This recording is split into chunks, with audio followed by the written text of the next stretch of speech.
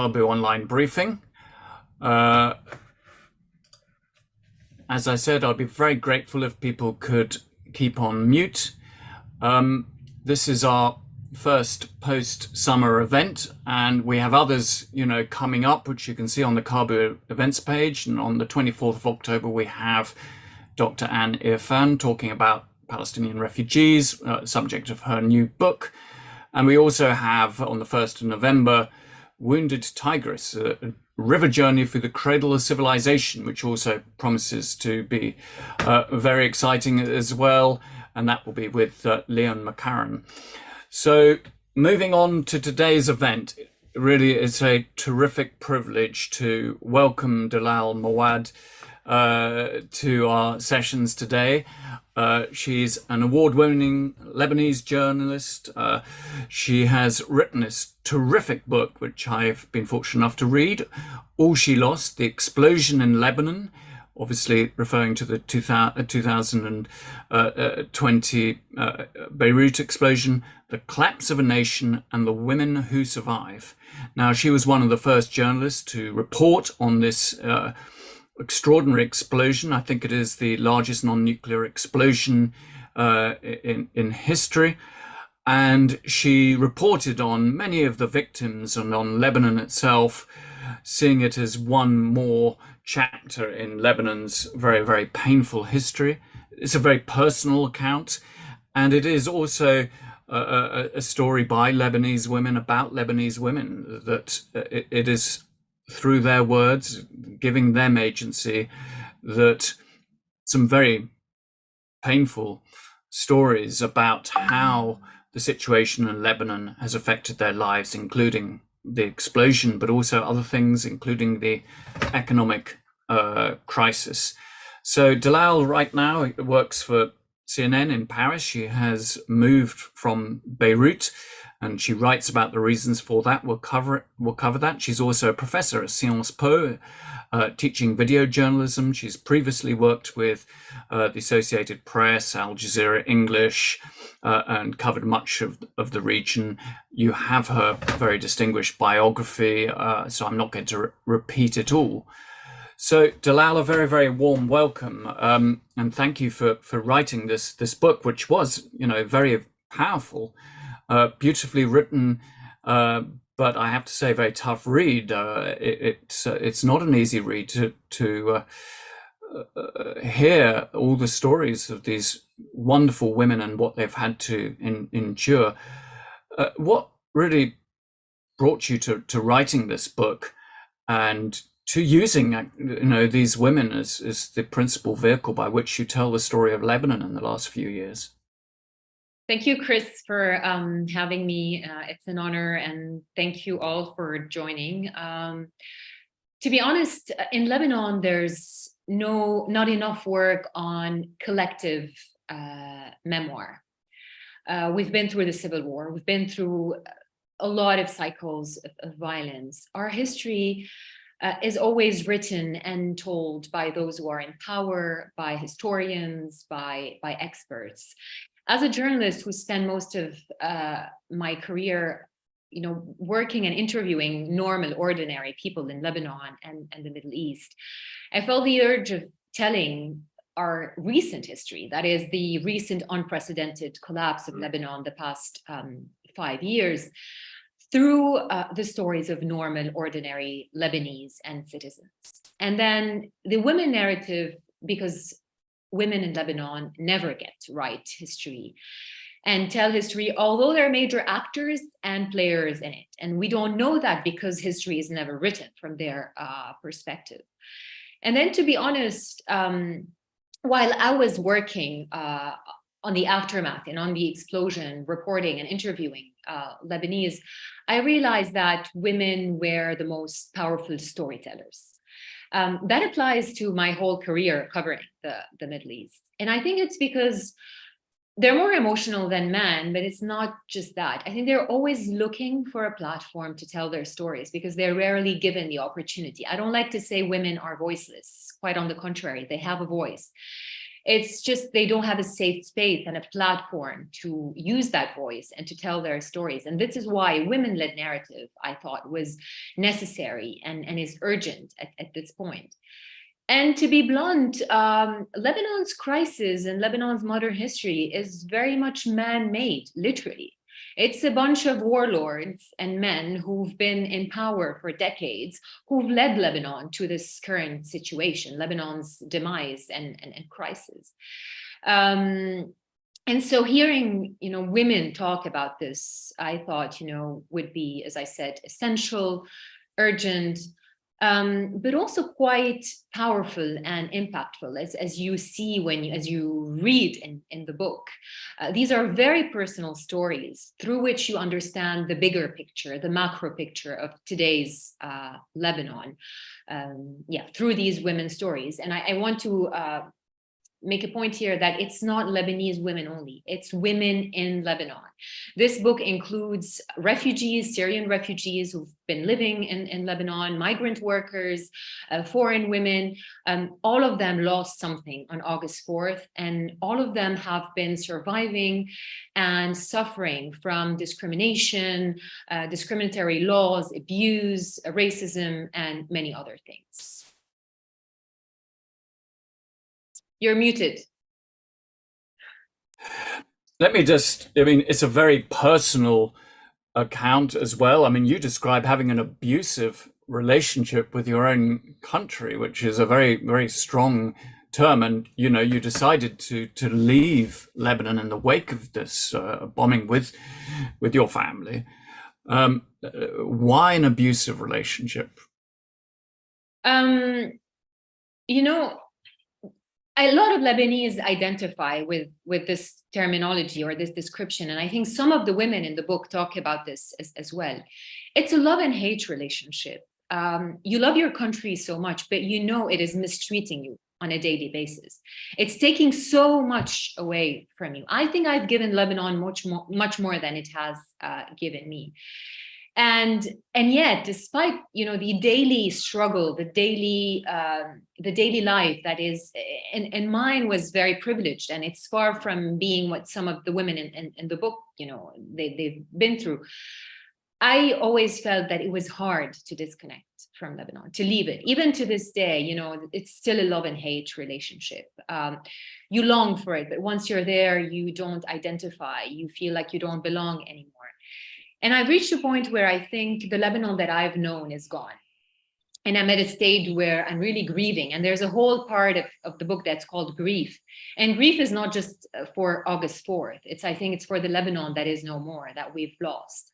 That Lebanon no longer exists. And I end the book with a beautiful image of Lebanon, because it's the only hopeful thing I could leave the readers with. We can go to that maybe later on. Because really, the Lebanon that I've known and that I've heard of is just not there anymore for many reasons. And you touch upon this being a very personal story. Actually, it's also one of the reasons why I wanted to write this book, and I wanted it to be from a women's perspective. In 1957, my own grandmother lost her husband in a shooting in my hometown in the north of Lebanon. My grandfather was a pharmacist, had nothing to do with politics. He was just from the Mawad family. And it happened that a few months earlier, there was a massacre in a village nearby. And the Mawad, the Duwayhi, and the Frangiya family, which are very political families today in my hometown, were involved in that massacre. And there were revenge killings after that. And one of them was the shooting of my grandfather. And I lived my life looking at my grandmother, living a very bitter life, because she never saw any justice. The person who killed her husband never served his prison sentence because of political interference. He lived his life free. And when I sat with these women, I felt the kind of helplessness I felt when I would sit with my grandmother, and she would recall that day and she would cry.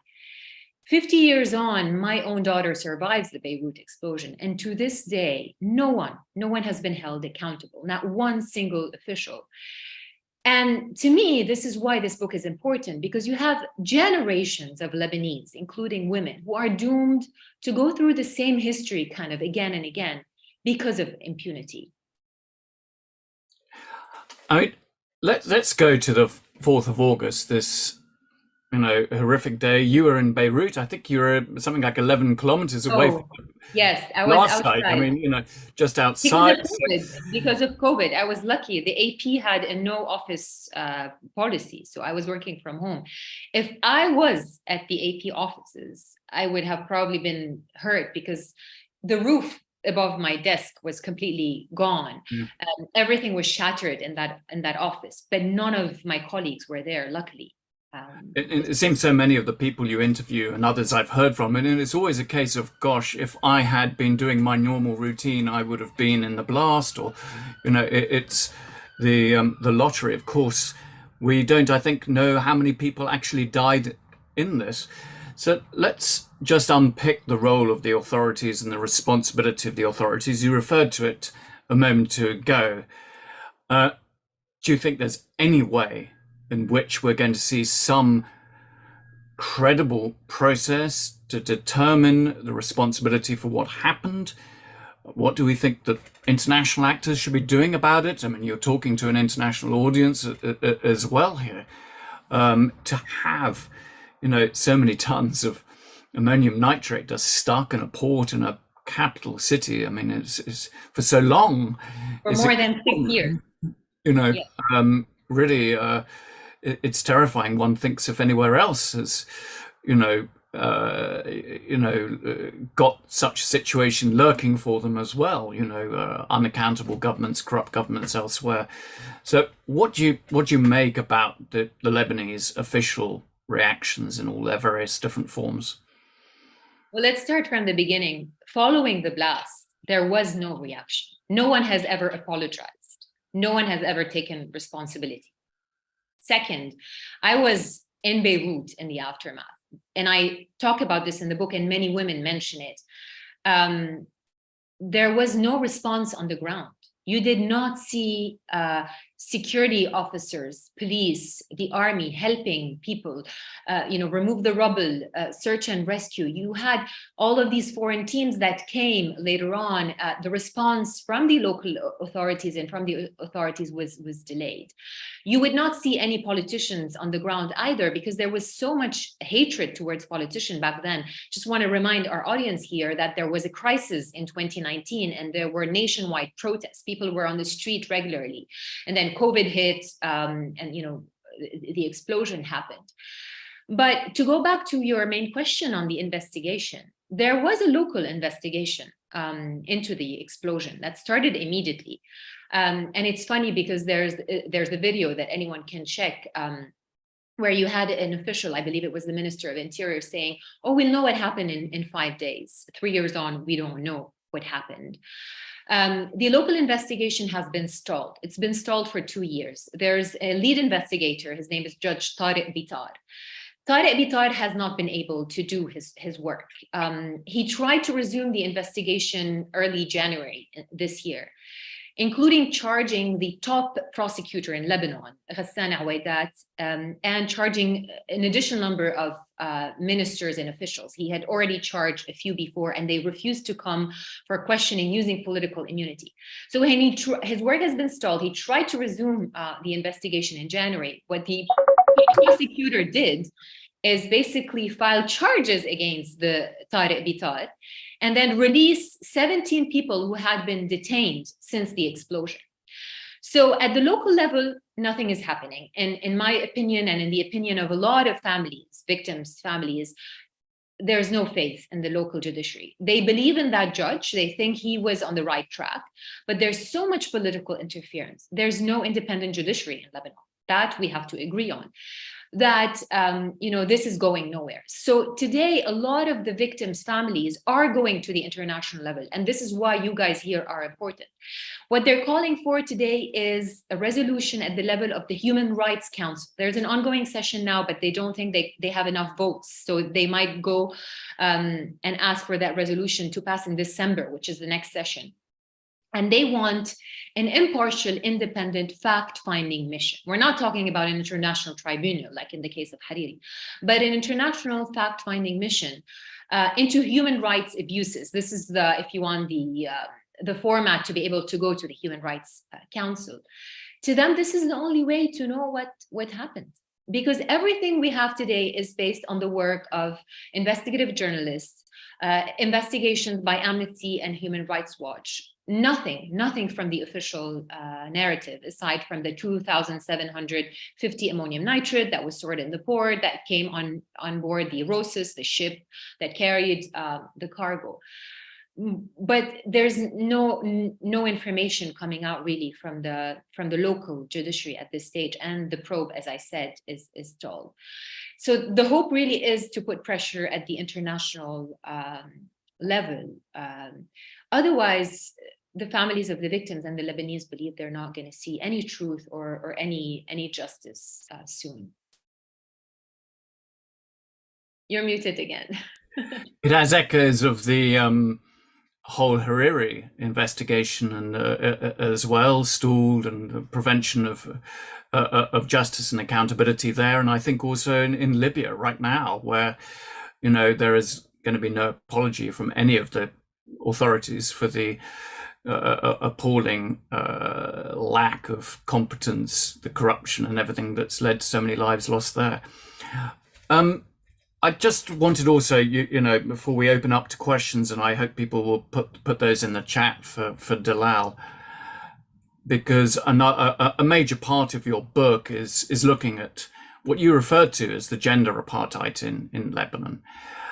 Give everybody really an outline of the major concerns on this front, you know, in terms of, you know, women's rights, other rights, you know, LGBT issues, because I think this was also really a powerful part of what you've written. Yeah, there's a whole part where I tell the stories of women who, on top of Lebanon's crisis and the explosion, are surviving Lebanon's discriminatory laws against women and marginalized groups. And I explained this, and let me briefly say it. Personal status laws in Lebanon, so anything that's related to marriage, divorce, custody, inheritance, etc., is under the jurisdiction of religious courts, no civil courts, because of the sectarian system in Lebanon. And so women in Lebanon, are not just discriminated against men, they don't have equal rights with men, but also among each other. So if I'm a Catholic woman, I don't have the same rights as a Sunni woman. A Sunni woman doesn't have the same rights as a Muslim Shia woman, because the laws are different depending on the court. And so when I was chatting with these women and interviewing them, some of these themes came up. They came up naturally. I'll give you an example. There's one woman who's Catholic, Maronite. Maronite is an offshoot of, the Catholic Christians in Lebanon. They're linked to a saint called Saint Maron in Syria. I won't go into the details, but this Maronite woman lost her husband in the explosion. And in order for her to have custody over her children, to be able to get all the reparation money, anything that the state is going to pay, or any kind of help, and to cash in that money, she has to have a custodian on behalf of her deceased husband. And this is a very complicated procedure as well, because every time she uses the money or does anything with it, she has to go to a court to show some receipts, etc. It's crazy. Whereas if the man loses his wife, he doesn't have to have a custodian on her behalf to be able to take care of his children. So this is where you see the discrimination. This is very specific of Maronite women. There's another case where you see a Muslim Shia women. This is the worst. The Shia court, the Jafari court, is horrible when it comes to women's rights. This woman was injured in her head during the explosion. She woke up from a coma only to realize that her husband took away her newborn baby. He was only a few weeks old. His family took him away. And to this day, Liliane is fighting for custody of her child while she's in rehab and still struggling to get back on her feet. And there's another story about divorce in Sunni courts, which is the inalienable right of men. Women cannot really get divorced. It's the men who do that. So these are all examples in the book, and you can go beyond that. To this day, Lebanese women can't give nationality to their children. So there are so many examples of very patriarchal religious laws that clearly discriminate against women, whereas people think that, women have a lot of rights in Lebanon. True, they were one of the first to get the right to vote.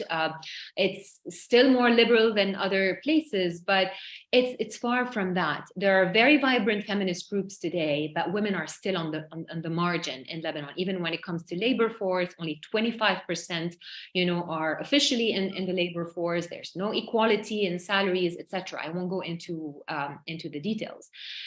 And so, on top of all of these crises, women have to bear the brunt of discrimination. And as long as we don't have civil laws in Lebanon where all citizens are equal, and when it comes to their rights, this discrimination is still going to happen. If we sort of pan out of the state of Lebanon right now, I mean, you focused in your book on that explosion, but you do refer to the broader disaster of Lebanon, and particularly in recent times. I mean, how do you see this going now? The economic crisis is still there. Is it getting any better, or is this just an illusion? The illusion, it is an illusion. It's as we were chatting earlier, there's a facade now of normality. If you go and visit, especially as a foreigner, you can be easily fooled into thinking things are back to normal. Quite far from that. Actually, the crisis is ongoing, and it's getting worse because nothing is being done to deal with the crisis. There was a preliminary IMF deal in April that went nowhere.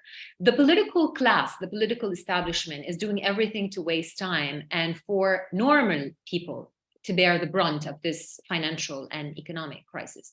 For those who don't know, the crisis was triggered in 2019. And Lebanese lost all of their deposits and savings. That includes me, my family. Overnight, we realized that our savings were mere ink on paper. It was a Ponzi scheme, wasn't it? Because of a Ponzi scheme that was put together by the central bank governor, who, by the way, is being investigated in many European countries for money laundering, embezzlement of funds, etc. That on top of the Ponzi scheme, two separate crimes. And and so it was put together by the establishment, the central bank governor, and I would say the commercial banks who played a role in this. To this day, commercial banks have not announced their bankruptcy, which is mind-boggling. And they're trying to keep business as usual, whereas on paper they're bankrupt. And really, it's a very dire situation. More than 80% of the Lebanese today are in poverty. 36% under the extreme poverty line. Inflation is triple digits. I'm talking about, I think the latest number I've seen is 250%. Food insecurity, a lot of kids dropping out of school. I mentioned these figures in my number through some stories. So things are very, very dire. There's a lost generation today in Lebanon when it comes to public education that started with the pandemic and that went on with the crisis and after the explosion. There's an exodus. We're talking about the fifth mass wave of migration. This is also part of my book because there's the story of a doctor who leaves.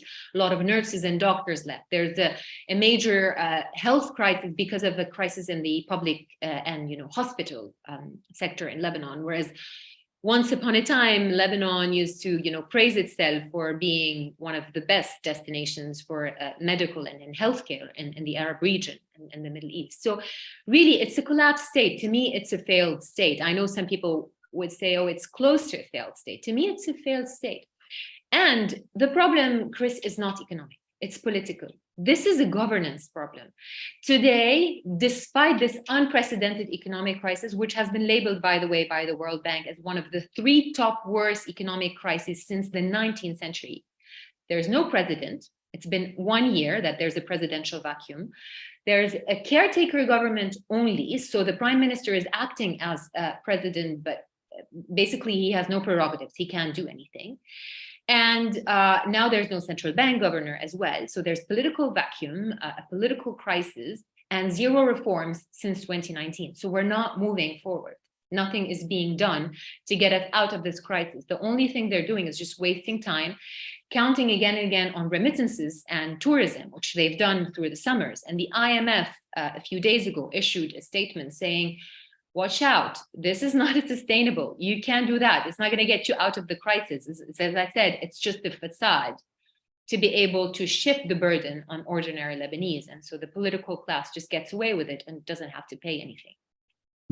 I mean, you're in Paris, so I'm going to ask you. I mean, President Macron made a great big sort of efforts initially. I mean, where did this go? What was that all about? Was it just grandstanding, or did anything arise out of it? It went nowhere. And I talk about this in the book. He was the first leader really to fly to Beirut after the explosion. And I think he used the opportunity when Lebanese were very emotional and in so much pain to, have a rally around the flag kind of effect. But that was counterproductive because I think he distracted the anger of the street and put like some baseless hope among the population. 3 years on, France hasn't been able to broker any deal. Really, not much has happened. There's even a lot of question mark as to France's cooperation when it comes to the investigation. At the beginning, a lot of families were telling me that France was not pushing for the Human Rights Council resolution. Now it is. Most European countries are abroad. The opposition is from abroad, outside of Europe. Satellite imagery, like they've been asked to give in their satellite images from that day. I spoke to someone recently from the families, and they said that the French ambassador said, "Oh, we can't give you an answer. Maybe we've given them." They're not clear about what kind of where they stand. I think France has a lot of vested interest in the region, and it's being careful. And although there's a colonial past with France, and Macron's tried, or at least gave us a semblance that he's trying, it's gone nowhere. That's for sure. And recently, because they're trying to elect a president, there was unconfirmed reports that he was kind of supporting someone who was very pro-Assad, a major Assad ally in Lebanon for the presidency. So puts a lot of question marks. I think that's probably one of the big issues for Lebanon going forward, as the Syrian regime becomes normalized within the region, as to what influence it will have. Just quickly before we go to questions from our audience today, and please do put them in the chat. How's this gone down in the Arab world? How do you think that the broader Arab world has seen these events in Lebanon? And indeed, is your book going to be translated in Arabic and published in the Arab world? It will be, hopefully, when a publisher approaches Bloomsbury for translation. I think what's happening in Lebanon kind of reverberates in the region and echoes similar problems with, in other countries. Lebanon turning to another pariah and failed stage. It's like Iraq. Iraq is very similar when it comes to proxy wars and regional interferences, the role of Iran. It's the same in Lebanon and other countries, including Western countries. And Lebanon is very much, the situation in Lebanon is very much interlinked with what's going on in the region. Lebanon is always caught between like regional rivalries. And today it's really Iran versus the, whoever is against Iran, Saudi Arabia, the UAE taking more and more of a role, the US not having a very clear position, in my opinion, France losing its grip, I think, and less and less. I mean, we've seen there was a special envoy to Lebanon. His mission ended before it even started. So that's, I think, yeah, it reverberates, it reflects other issues, but I don't think Lebanon is a priority anymore for a lot of the Gulf countries. Saudi Arabia used to have a more prominent role. I think it's taken a backseat given, the helm to other countries. And I think pretty much today, Iran and Hezbollah have a grip over Lebanon and what's going on in Lebanon. And the Beirut blast is in no way independent from that, at least based on the facts and the information we have to this day. And it's scary because the country is very polarized. And it's polarized between, two different sides who are being pulled by two different regional powers. So again, Iran, Saudi Arabia, Syria, which I think is used by Iran. You know more than I do about how it is, but it's always been like this in Lebanon. And if people read my book and they read the history chapter at the beginning, I talk about Lebanon being a dysfunctional compromise. It's always been like this. And when I talk about a compromise, it's an internal and an external compromise between Lebanese parties and external, as in regional and international players. We got one or two questions in the chat. I'm going to, I will ask one or two people to read it out, but I'm going to just take one of these questions because it relates to something I was going to ask you actually, because there were a lot of stories and the immediate aftermath of that bombing of planes in the sky, the noise of planes that came out. And Ed Broomfield has asked, about the fertilizer stockpile. Isn't it true that the fertilizer stockpile was an easy target for Israeli terrorism to take a swipe at Hezbollah? So shall we have a look at some of those sort of theories and rumors that surrounded this blast? Yeah, so let me start with the airplanes. I touch upon all of these in my book as well. So the airplanes is something most of the women I've interviewed or Lebanese I've interviewed said they heard. I heard it myself as well, although I was outside of Beirut. But the forensic evidence and the experts we've spoken to say that the sound that we heard, which is very similar to the sound of air jets in airplanes, comes from that the combustion that was ongoing at the port because of the fire, the oxygen, and all these chemicals. This is where the sound comes from. It's very similar to airplanes, but it's not that. The other thing is all the images that we have, the videos, some of the satellite imagery that we've been able to see. There's no evidence. I'm not saying there were no planes, but there's no evidence of missiles or airplanes or anything. And it's true that a few weeks earlier, actually, there was a drone strike on one of the Hezbollah's depots in the south. It was a first for Israelis to strike with little drones. But then you would think that you would be able to see these drones. So there's no evidence to this day that we're aware of that there were any missiles or airplanes. Again, I'm in no position to say that hypothesis is not correct, but I'm just saying there's no evidence, and the sound that we heard has been explained by the combustion of the fire and the oxygen. What else? Yeah, there was this hypothesis. The fertilizers, of course, I mean, they're highly explosive, and a lot of officials knew about that. There was a lot of communication in between different departments. We have a lot of letters. Everyone knew they were dangerous. Some people warned, but no one did anything. And they were there in that warehouse for more than 6 years. We don't know how many exploded, by the way. We know that 2,750 came in. The FBI report that came out a few years ago said that about 500 tons exploded. So where did the rest go? Was it there, but it was, it didn't explode? Was it shipped out somewhere? Was it sold? That we don't know. And there were some who believe that it may well have gone towards the Syrian regime and used in barrel bombs. Do you think that's credible? That's, again, a hypothesis. We don't know. There's no proof, no evidence. What happened is that one of the local investigative journalists has been able to link, a shell company registered in the UK, Savaro, to Syrian-Russian businessman with ties to Assad and Vladimir Putin, and Savaro is linked to the cargo and the ship. But again, these are there's nothing official. It's all based, as I said, on investigative journalism work.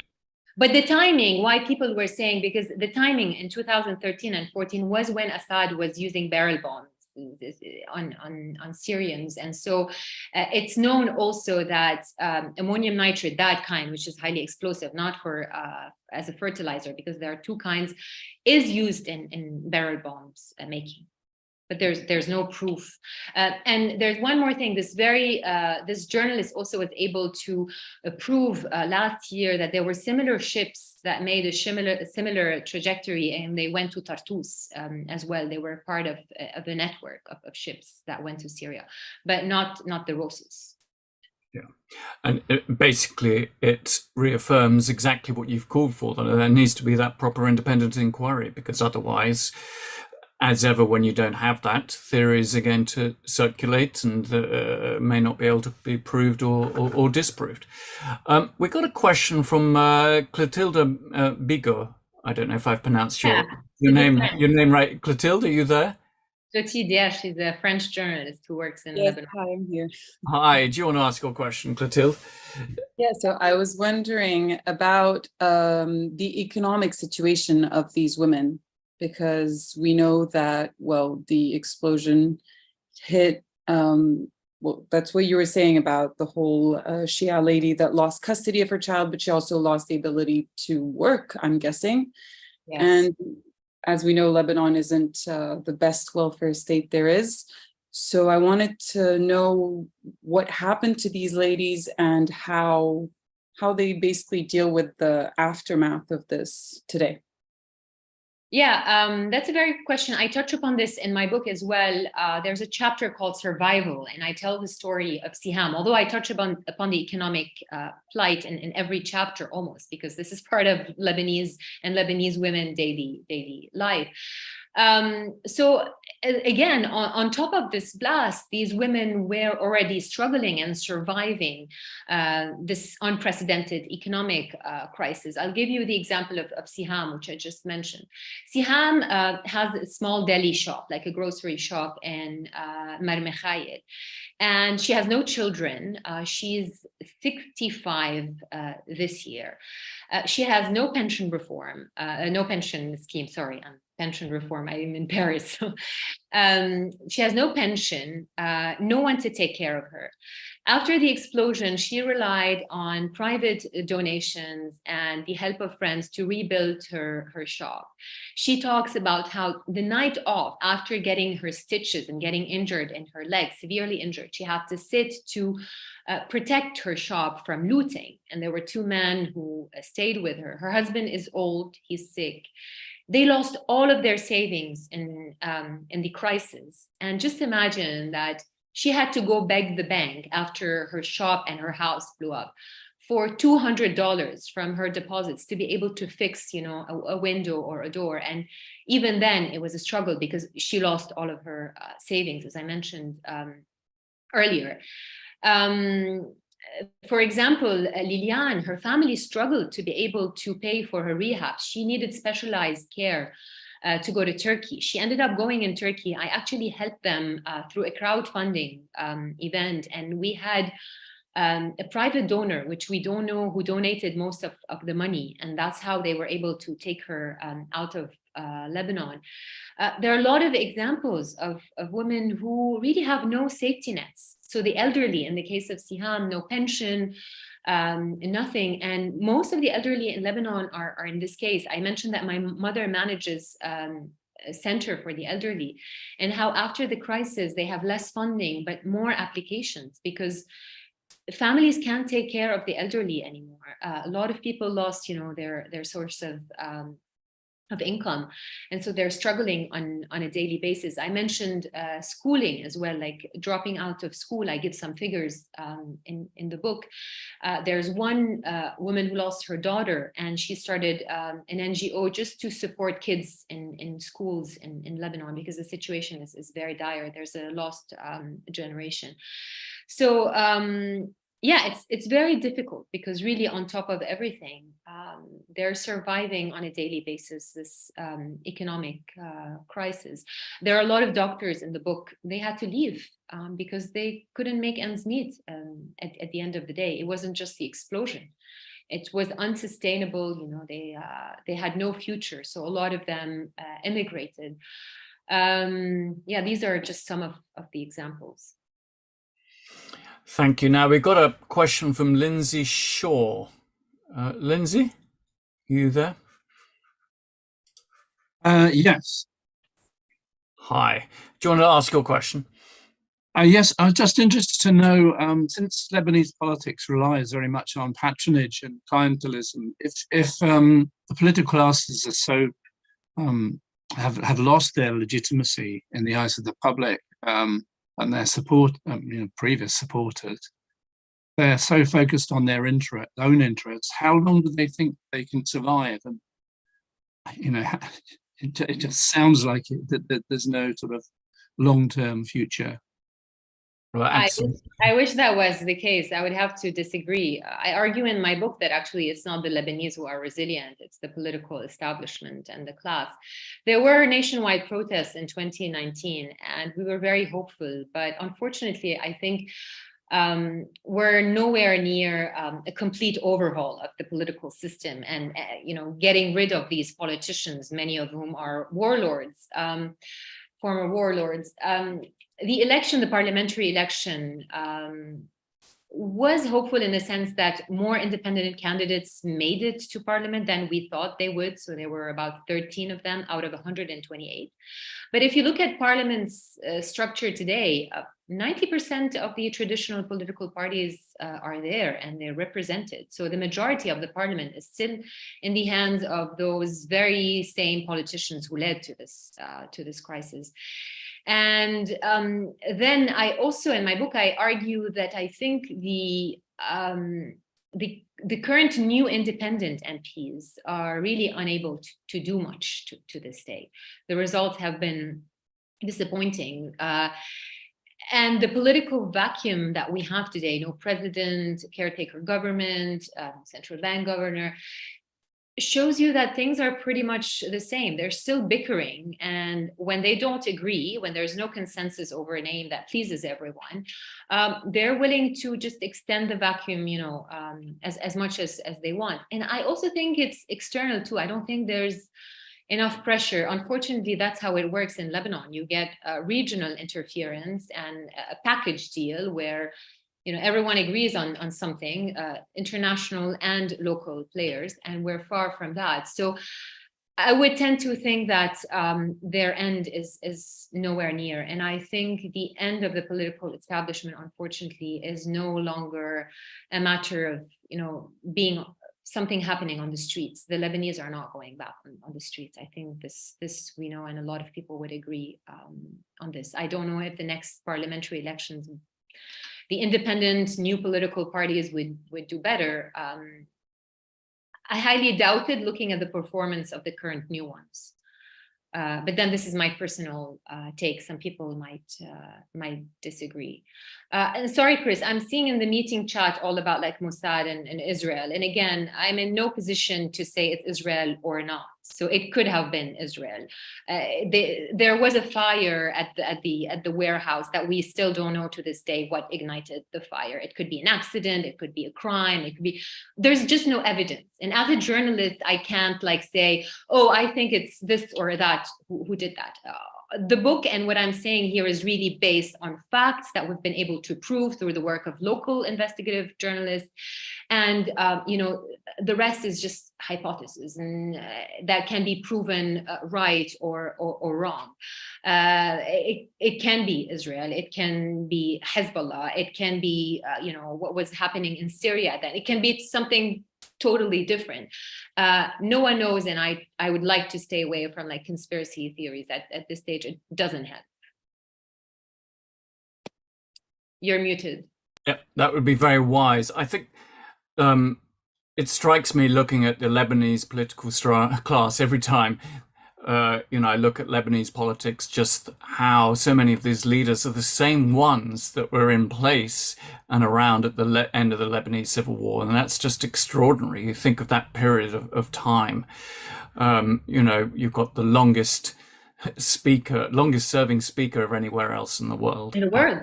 He's still there. Yeah, He's still there. And now when you look at the presidential candidates, one of them is Also, like, he's part of a political family. He's been in power for many years. He comes from my hometown, by the way, Slayman Frangieh, and his grandfather was a president. He's a staunch ally of Assad. So, and then, you know, on the other side, you still have these same political parties that were part of the war, the Lebanese forces, the phalanges, you know, just to name a few, the Free Patriotic Movement. All of them were actors in the Civil War, in the post-Civil War era, and they still represent the majority of parliament. So we're nowhere near getting rid of these people. And you just to pick you up on one thing, you said the independent MPs, these 13, have struggled. Is there any reason for that? Did they just Divisions? Divisions? Divisions surfaced even before elections when they were campaigning. They couldn't come together in one coalition. I think there are divisions on some core issues, existential issues for Lebanon, related to identity, alliances. The other problem is a way of doing. Some are very, if you want, idealistic, very puritist. They don't want to shake hands with anyone. They don't want to go into alliances in parliament. They want to be very much, you know, this very pure opposition figures. And yeah, it's mostly divisions. And I think some of them, unfortunately, and I say this in the book, their way of doing things just reminds me of the political establishment's way of doing things. I think there's a lot of maturity, political maturity, that lacks among some figures. I mean, not all of them. This is my own take on things. I do hope things get better. The problem is I keep hearing from people who voted for them saying, oh, we're not going to vote for them again because we're disappointed. But then that's dangerous, because are people going to go back to voting for the traditional political parties, which I think is even worse? You've experienced the others for decades. Give these guys a few more years at least to be able to test them. It's too soon, but I don't know why people are just quick to judge. Absolutely. I mean, it does take time, even in more mature democracies such as Britain, for politicians to learn their ropes. Bruce Stanley has a question. Bruce? Yes, I'm wondering about the work of groups of women as they try to claim space politically and economically for themselves, and despite what the elites are doing. And I must show, if I can here, my mug. That's lovely, Bruce. Having studied in Beirut, I miss it, and I am so sad. Did you go to AUB? Yes, I was at AUB. So did I. Junior year study abroad. So. That's great. That's a great campus and a great place. There are a lot of vibrant feminist groups and women's groups in Lebanon, and I think they're claiming more and more space. We saw this in the 2019 protests, and I touch upon this in the book. Women were really at the forefront of the protests, and they were putting forward their agenda. My worry today is that with the economic crisis and the survival mode in Lebanon, the rights agenda is including women and other groups like LGBTIQ rights, minority groups, is being sidelined from the main discussion and the main narrative under the pretext that it's not a priority now. There are other things like, improving the economic condition, people making ends meet, etc. To me, you can't divide these issues. They're all the same, and we need to push that agenda forward.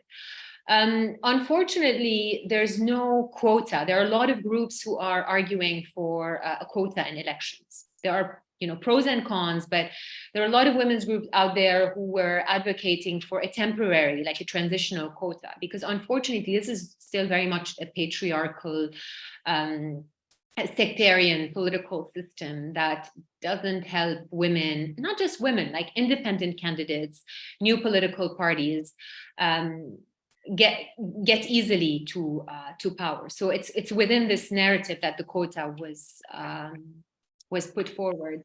There's still a domestic violence law that I mentioned that has been amended in 2014, but is nowhere being perfect, not being implemented well.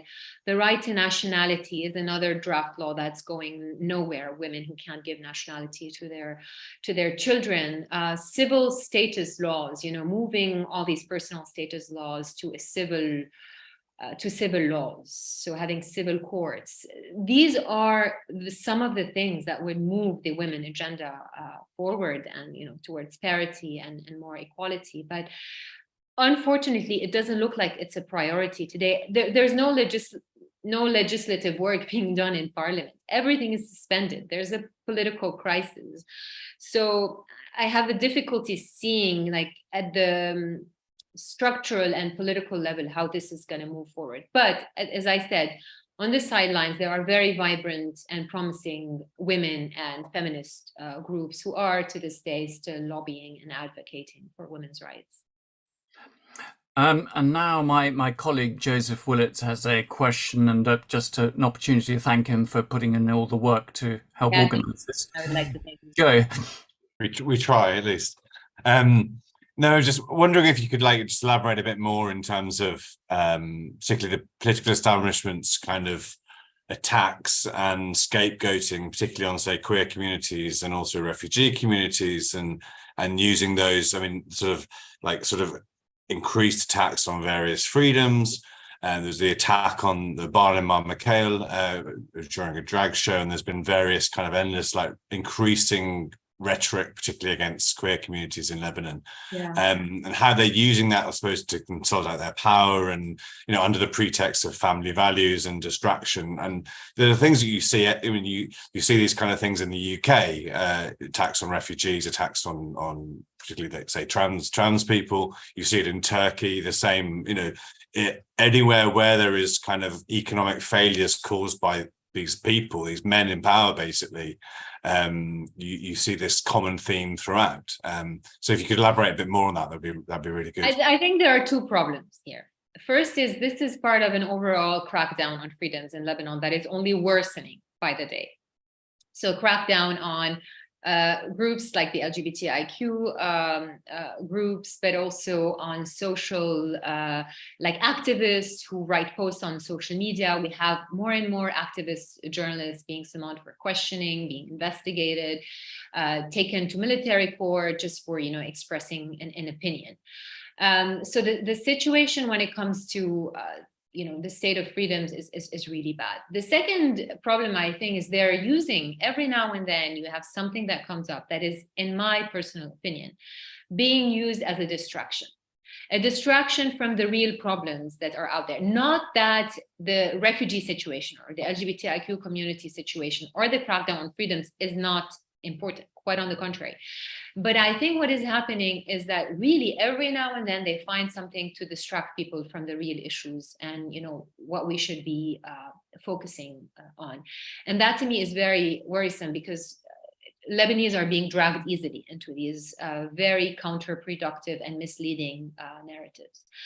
To go back to the LGBTIQ community, just to explain to you, homosexuality is still criminalized in Lebanon to this day. And there's today a few MPs and a few organizations lobbying for decriminalization.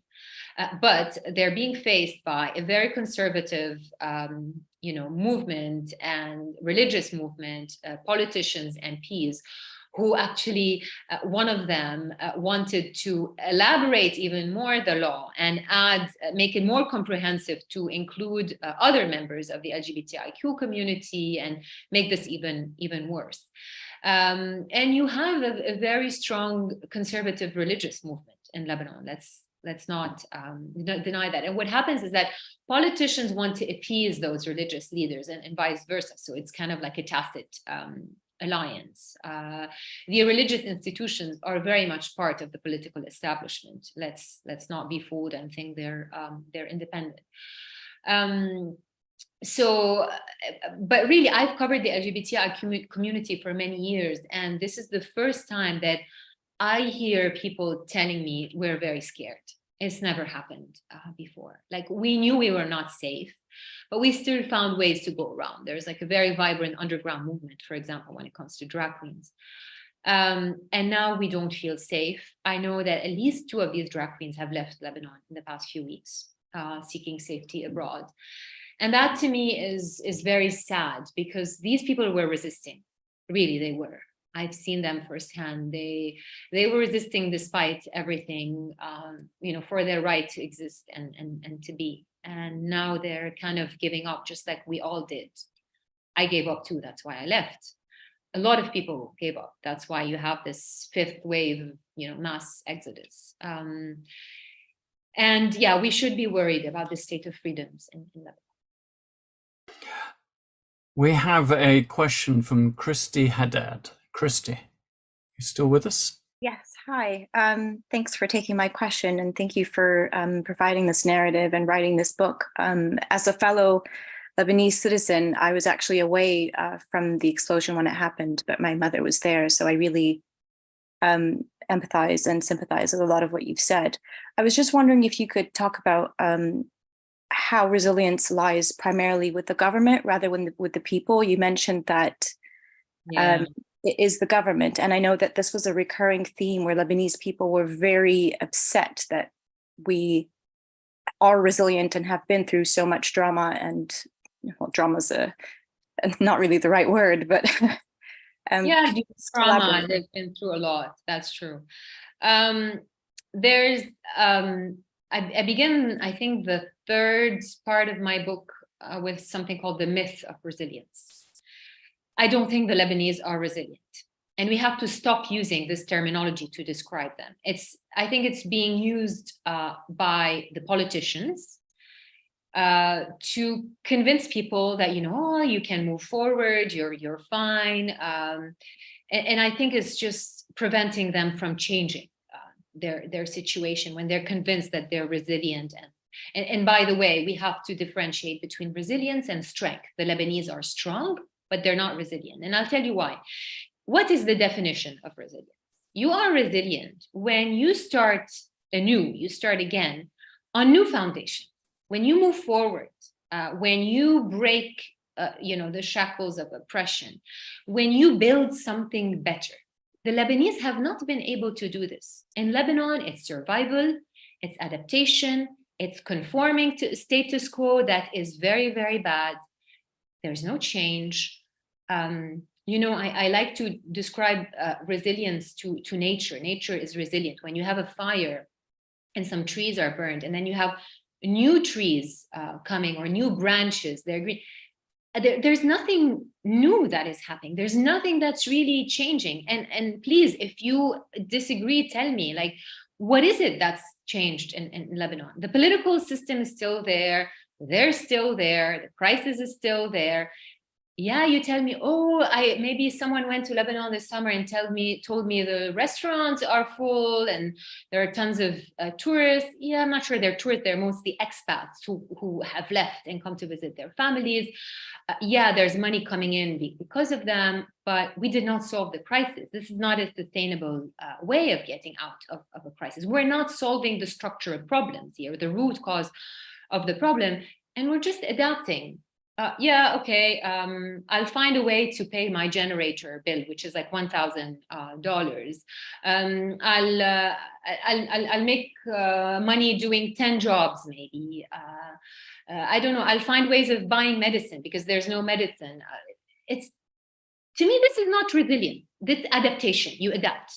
You're strong, but you're not resilient. And I think the Westerners also use this narrative of resilience, and they should stop using it, because it doesn't help the Lebanese move forward. Dalal, I'm going to leave you with one last question, because you mentioned earlier on one element of hope that you wrote about, and to try to give us a little bit of that now, perhaps you could highlight where you get your hope from. No, not hopeful. But I'll tell you this. I had this discussion with my editor. He was like, "It's a very depressing book. You have to leave us with something that's hopeful." And I'm like, I'm a journalist. and I'm Lebanese, and I would be lying to you if I tell you there was hope. Maybe there isn't, I just don't see it. But so this is where I bring hope from, is I go back to the past without romanticizing about the past. And I'm very clear about this in the book. As I tell the audience or the readers about the 50s and the 60s, through this woman who is today 87-year-old and has lived through the golden, between brackets, golden days of Lebanon. Although this period also was, you know, kind of the seeds of conflict and problems had started. But something was functioning in the 50s and the 60s. And to me, some people might say it's the economy. There was a lot of money coming in. The banking system was born and it was thriving. It's not that. It's freedoms. Lebanon was really free. Whether it's allowing, you know, Palestinian groups to operate from Lebanon, different political parties with different political views. Whereas I'm going really extreme here, cultural freedoms, political, social, it was there. It was there in the 50s and the 60s. Lebanon was a free country in every sense, and that is long gone. We don't have that, and it's just getting worse, because some people will tell you, yeah, but this is the time when, you know, a lot of political problems started. In 58, you had a brief civil war. Yes, true, but there was a lot of freedom, including political freedom, and that to me is now gone. Well, we've come to the end of our session today, and I think you can see from many of the messages in the chat that this has been a terrific, illuminating session. You've covered a great deal, as indeed those who go and get Dalal's book will find out. In her book, she really does take on a lot of this territory in greater detail. And the stories, particularly from those women, Coco, you mentioned there at the end, I think stood out for me. I'm sure everybody will have their particular, you know, favorite accounts. But I would urge you to go and buy the book. Joe's put the link in the chat. It's widely available in English, but hopefully in other languages soon. And it just remains me really to say thank you to Dalal for taking your time out, for writing the book, to talking about a subject that can't always be easy, you know, in such times, because I think it's really important for us at Caabu to keep everybody's eyes on many of these issues in the region, Lebanon included, and what's going on, because they can so easily fall out of the news and people's consciousness. And part of our role is to try to remind everybody that, you know, it may have been one explosion, but it has consequences that last years. So we very much look forward to seeing you at future events, and we've put in the list links to all of those. Thank you all very much for attending, and look forward to seeing you then. Thank you, Chris. I just want to say that when you buy the book, you are helping the women as well, because part of my proceeds will go to the most vulnerable women in the book. Some of them are really struggling economically. And yeah, do buy the book, not just to learn about Lebanon, but really to learn about these very, very powerful personal stories, women's stories. And I would like to thank Caabu and Chris and Joseph for giving me the space to talk about Lebanon and to talk about the book. Thank you. It's been our pleasure. Thank you.